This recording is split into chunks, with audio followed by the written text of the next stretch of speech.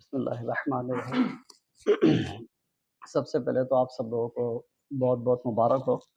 سر نے ایک بات بتائی کہ یہ ہمارے اسٹوڈنٹس مختلف جگہ پہ جاتے ہیں تو وہ جو بلڈر یا مارکیٹنگ کمپنی کے ذمہ دار ہوتے ہیں وہ تھوڑا سا گھبرا جاتے ہیں۔ کبھی ایسا ہو کہ سیٹ کے اس طرف بھی ہمارے اسٹوڈنٹ اور اس طرف بھی اسٹوڈنٹس ہیں، تو میرا مشورہ یہ ہے کہ جو سیٹ پر بیٹھا ہوا اگر ہمارے اسٹوڈنٹ ہے تو کم از کم اپنا جو ہے نا یہ جو سرٹیفکیٹ ہے یہ ڈسپلے کر دے، تاکہ آنے والا پہلے ہی محتاط ہو جائے کہ بھائی یہاں پر جو ہے دال گلے گی نہیں۔ جب آپ کوئی چیز پرچیز کرتے ہیں، خاص طور پہ الیکٹرانکس آئٹم، موبائل ہے، اے سی ہے، فریج ہے، اس کے ساتھ ایک بکلیٹ ملتا ہے، اور اس کا مقصد یہی ہوتا ہے کہ اس کو آپریٹ کیسے کرنا ہے، یہ اس کا سسٹم چلے گا کیسے، اس کو آپ اسٹڈی کر لیں تو آپ کو کہیں دشواری نہیں آئے گی۔ اللہ تعالیٰ نے انسان کو جو بھیجا نا اس کے ساتھ بھی ایک بکلیٹ بھیجا قرآن کی صورت میں، اور اس کا مقصد بھی یہ ہے کہ اس کو پڑھتے رہیں، جتنا زیادہ ریپیٹ کریں گے نا اتنا زیادہ آسانی رہے گی، اور جتنا اس کا فراموش کریں گے پھر مشکلات بڑھتی چلی جائیں گی۔ ویسے بھی اگلا مہینہ جو ہے وہ اسی چیز کا ہے۔ تو جب اللہ تعالیٰ نے انسان کو بھیجا دنیا میں تو شیطان نے چیلنج کیا تھا کہ میں جو ہے ہدایت پر رہنے نہیں دوں گا۔ اللہ نے چیلنج قبول کیا کہ ٹھیک ہے تجھے قیامت تک مہلت ہے، لیکن جو ہے تیرا زور جو ہے اللہ عبادہ کا مخلصین، صرف دوسرے لوگوں پر چلے گا لیکن میرے مخلص بندوں پہ نہیں چلے گا۔ جس میں اخلاص ہوگا اس میں وہ قوت ہوگی، وہ طاقت ہوگی کہ شیطان اسے بہکا نہیں سکتا۔ پریکٹیکل لائف میں آپ آئیں، اخلاص سے کام کریں، اللہ سے ایک رابطہ رکھیں، جو کچھ ہونا ہے اللہ کی طرف سے ہونا ہے، کبھی بھی ناکام نہیں ہوں گے۔ اور اگر دیکھا جائے تو دیکھیں ساری کائنات میں شیطانی قوتیں بھی ہیں، رحمانی قوتیں بھی ہیں۔ اللہ یہ چاہتا ہے کہ لوگ نیک بن جائیں، شیطان یہ چاہتا ہے کہ لوگ برے بن جائیں۔ میجورٹی کس طرف ہے؟ اب بظاہر کیا کامیاب کیا نظر آ رہا ہے؟ کیا اللہ کا ارادہ کامیاب ہوا یا شیطان کے جو برقراری کی صلاحیت ہے وہ کامیاب؟ کبھی کبھی ایسا ہوتا ہے کہ مقصد پر نگاہ رکھی جاتی ہے، پروسیس پر نگاہ نہیں رکھی جاتی ہے، ٹھیک ہے۔ جو میڈیم ہے، جو ذریعہ ہے، اس پر نگاہ نہیں رکھنا چاہیے، ہمیشہ مقصد پیش نظر رہنا چاہیے۔ اگر آپ یہاں سے لاہور جا رہے ہیں اور آپ جب ٹرین میں بیٹھیں، بڑے جو ہے متاثر ہوں، بڑی اچھی گاڑی ہے، آپ اسٹیشن پہ اتار کے جو ہے وہ سرف خرید دیں اور اس کا فرش دھونا شروع کر دیں، اگلے اسٹیشن پہ آپ فرش دے لیں اور اس کو سجانا شروع کر دیں، لوگ بولیں گے یار بیوقوف آدمی ہے۔ ابھی کچھ دیر بعد جو ہے اپنی منزل پہ پہنچ جائے گا، سب رہ جائے گا دھرا کا دھرا، کچھ ساتھ تو نہیں جانے ہیں نا۔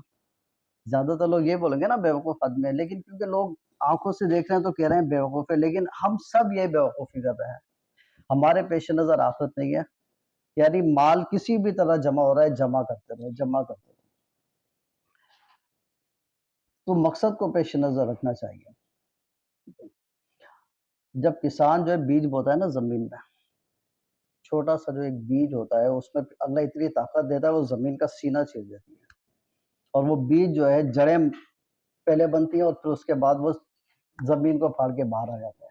اتنا کمزور ہوتا ہے کہ اگر انگلی میں مسنے وہ ٹوٹ جائے، لیکن اللہ تعالیٰ نے اس کو پروان چڑھانے کے لیے کیا کیا، صبح کے وقت نسیم سحر چلا دی، آہستہ آہستہ ہوا چل رہی ہوتی ہے، ٹھیک ہے، پھر اوپر سے فوار پڑتی ہے، اس کو پانی ملتا ہے، پروان چڑھ رہا ہے، پھر دھوپ میں جو ہے جب دن نکلتا ہے پھر روشنی ہوتی ہے تو وہ دھوپ کی جو تمازت ہے وہ اس میں جو ہے وہ طاقت پیدا کرتی ہے، پھر اس کا تنا بنتا ہے، وہ مضبوط ہو جاتی ہے، پھر بارش برساتا ہے تو کیا ہوتا ہے اس میں ہریالی آ جاتی ہے، اس کے بعد کیا ہوتا ہے جب اس میں پھل لگتا ہے تو جو چاند کی چاندنی ہوتی ہے نا اس سے اس پہ ذائقہ آتا ہے، پھر جب دھوپ کی تپش بڑھتی ہے، موسم گرم ہوتا ہے تو اس پھل کے اندر جو جوس بننا ہوتا ہے وہ اس دھوپ کی وجہ سے بنتا ہے۔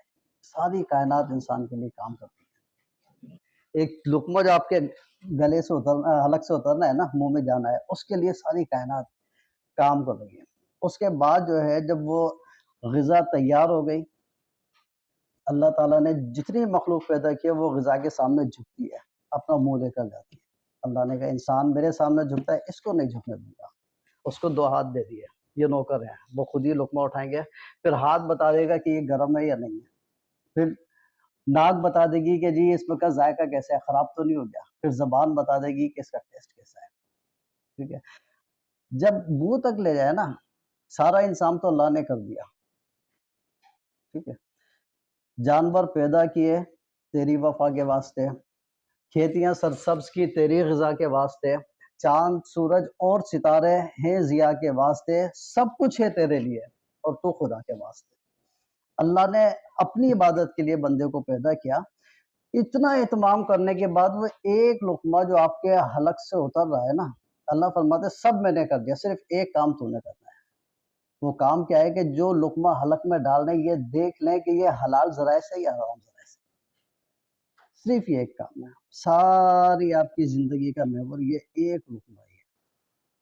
اگر یہ حرام ذرائع سے اگر کھائیں گے تو آپ نے بڑی وجہ سنی ہوگی 40 دن تک دعا قبول نہیں ہوتی، اور وجہ بھی یہی ہے کہ کوئی بھی چیز کھاتے ہیں وہ جب جسم میں جزو بدن ہوتی ہے نا، اس کے اثرات 40 دن تک رہتے ہیں، وہ خون میں شامل ہوتی ہے، 40 دن بعد خون چینج ہوتا ہے، 40 دن تک عبادت قبول نہیں ہوتی، دعا قبول نہیں ہوتی۔ تو صرف وہ ایک لقمہ، اسی ایک لقمے کے لیے آپ پریکٹیکل لائف میں آتے ہیں، اور پریکٹیکل لائف میں آنے کے بعد جو ہے پھر آپ کی آزمائش ہوتی ہے، پھر آپ کو فیصلہ کرنا ہوتا ہے کہ میں نے اپنا نصیب، ملنا تو مقدر سے سب کو پتہ ہے نا، اس کو حرام ذریعے سے لینا ہے یا حلال ذریعے سے لینا ہے، یہ آپ کی اپنی چوائس ہے۔ اللہ تعالیٰ نے دینا آپ کے نصیب سے ہے۔ بڑی مشہور ایک روایت ہے حضرت علی کی، آپ نے سنی ہوگی، ہے نا، کہ وہ مسجد گئے تو گھوڑا جو ہے وہ ایک عرابی کے ذمہ لگا گئے، بھائی ذرا خیال رکھنا، نماز سے فارغ ہوئے سوچا کہ اس کو 2 دینار جو ہے وہ دے دوں گا میں۔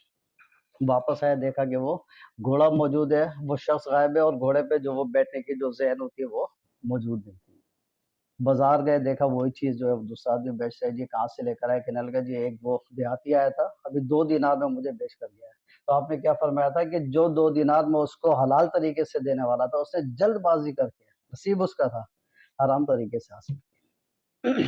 تو ایک تو یہ ہے کہ آپ نے یہ یقین رکھ کے پریکٹیکل لائف میں آنا ہے کہ میرا جو مقدر ہے مجھے ملے گا۔ میں آپ کو ایک واقعہ شیئر کرتا ہوں، پرانا واقعہ ہے۔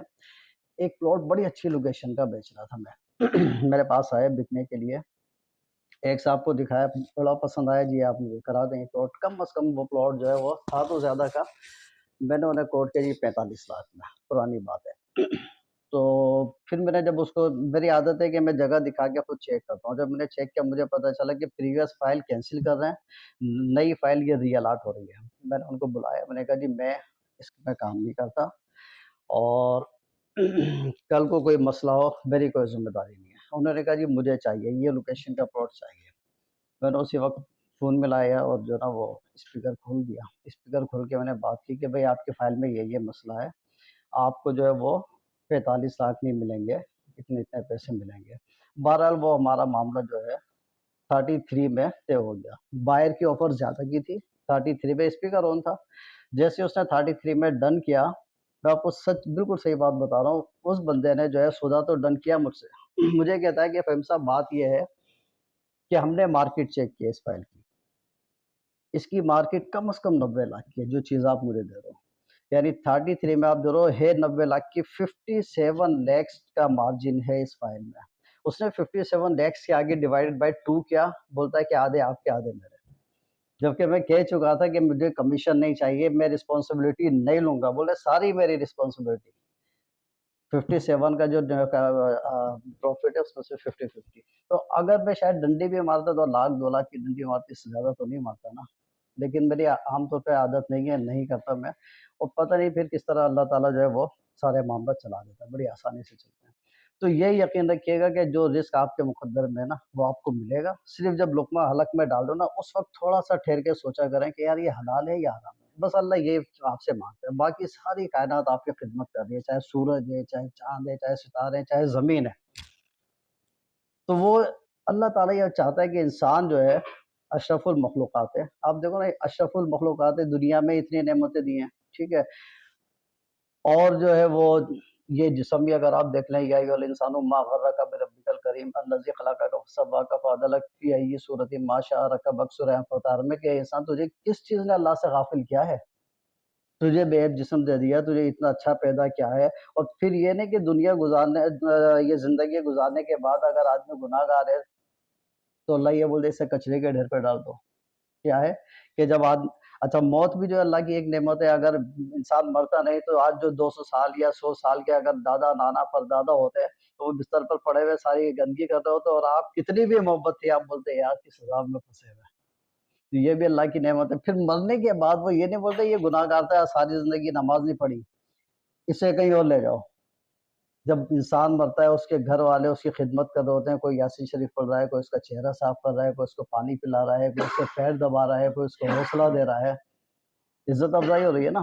اس کے بعد جو ہے اب انتقال ہو گیا نا، تو اب اس کو جو ہے غسل دو، نہ ٹھنڈا پانی ہو نہ گرم پانی ہو، یعنی مرنے کے بعد مردے کو احساس ہوتا ہے کہ پانی ٹھنڈا ہے یا گرم ہے، تبھی تو حکم ہے نا۔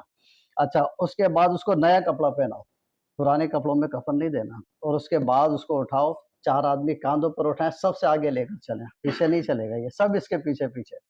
راستے میں کوئی دیکھے گا تو وہ کھڑا ہو جائے گا احترام میں، یار جنازہ جا رہا ہے، عزت کرائی جا رہی ہے۔ اس کے بعد نماز، چاہے اس نے ساری زندگی نہیں پڑھی، لیکن اب نماز سے وقت ہے تو یہ سب سے آگے ہوگا، سب اس کے پیچھے ہوں گے۔ آج امام بھی پیچھے ہے، جس کے پیچھے یہ نماز پڑھتا تھا، پھر بڑے تعظیم کے ساتھ، اکرام کے ساتھ اس کی تدفین ہو جاتی ہے۔ تو یہ اللہ عزت دے رہا ہے صرف اس لیے کہ انسان کو اپنا نائب بنا کے بھیجا ہے دنیا میں۔ اور نائب کا مقصد کیا ہے کہ جس طرح اللہ اپنے بندوں سے محبت کرتا ہے نا، اسی طرح نائب کو چاہیے کہ وہ اللہ کی مخلوق کے کام آئے۔ جو بھی آپ میں صلاحیت ہے، جو بھی آپ میں ٹیلنٹ ہے، جو بھی آپ نے کورس کیا ہے، اس کو لوگوں کی بھلائی کے لیے استعمال کیجیے گا۔ یہ اللہ تک پہنچنے کا سب سے شارٹ راستہ ہے۔ لمبی لمبی نمازیں چھوڑیں، روزے بھی چھوڑ دیں، صدقہ خیرات، ساری چیزیں چھوڑیں، ایک طریقہ اپنا لیں کہ اللہ تک اگر پہنچنا ہے نا، اللہ کی مخلوق کے کام آئے۔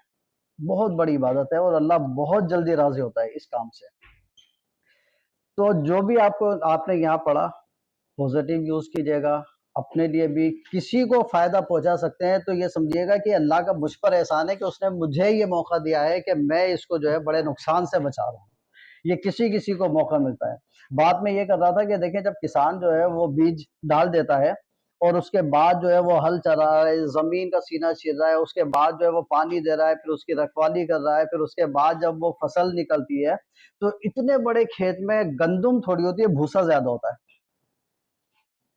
گندم تھوڑی ہوتی ہے، بھوسا زیادہ ہوتا ہے۔